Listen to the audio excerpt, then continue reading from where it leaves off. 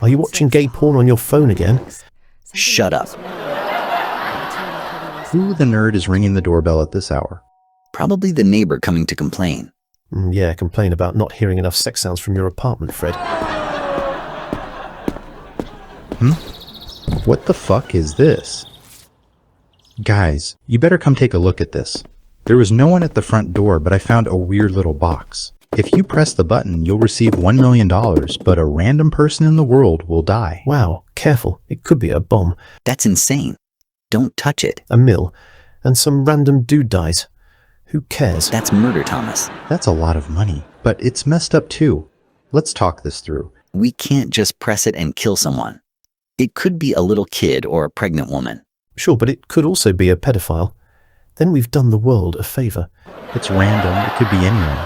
And there are like 9 billion people in the world. Maybe it's not even real. We're not the ones who should decide someone else's fate. We could have a hell of a time with $1 million. You know what? You two can be saints if you want. Thomas. I want cash.